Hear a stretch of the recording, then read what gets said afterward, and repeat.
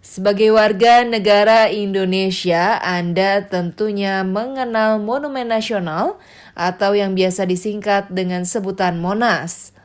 Monas merupakan sebuah monumen yang dibangun oleh Presiden pertama Indonesia, Soekarno, untuk mengenang jasa pahlawan yang telah gugur. Monas mempunyai tinggi 132 meter dan berada di Lapangan Merdeka, Jakarta Pusat. Sejarah pembangunan Monas berawal ketika Indonesia mendapatkan pengakuan kemerdekaan dari Belanda pada tanggal 27 Desember 1949. Sejak saat itu Presiden Soekarno mempunyai cita-cita ingin membangun sebuah monumen nasional agar bangsa Indonesia bisa selalu ingat jasa para pahlawan dalam memperjuangkan kemerdekaan Republik Indonesia. Pada tanggal 17 Agustus 1954, Presiden Soekarno membentuk Komite Nasional dan setahun kemudian, Komite Nasional tersebut mengadakan sayembara mendesain Monas.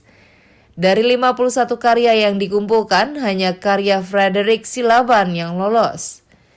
Karya tersebut sesuai dengan kriteria panitia yang melambangkan jati diri dan sejarah bangsa Indonesia. Selanjutnya, Frederick diminta untuk menemui Presiden Soekarno karena desain Monas yang sudah dirancang ternyata kurang cocok bagi Presiden Soekarno. Lalu Presiden Soekarno menawarkan desain lain kepada Frederick.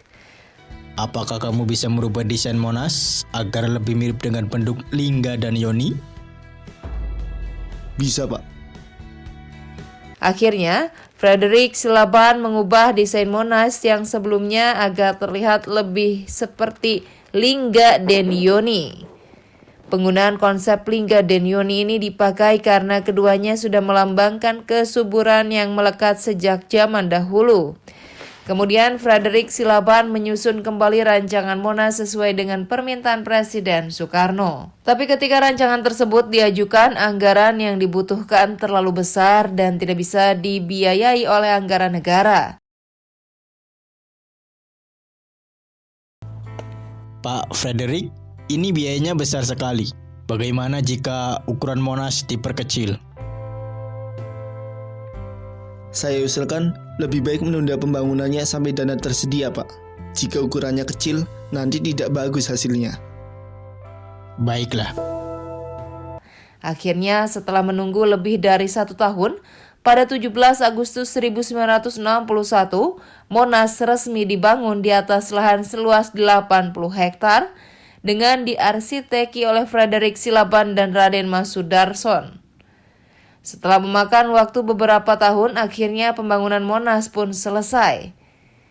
Pada tanggal 12 Juli 1975, Monas resmi dibuka untuk umum. Sejak saat itu, para pengunjung bisa masuk ke Monas sambil menikmati pemandangan kota Jakarta dari atas. Selain itu, para pengunjung pun dapat menjelajahi ruang museum sejarah yang berada di bawah tanah.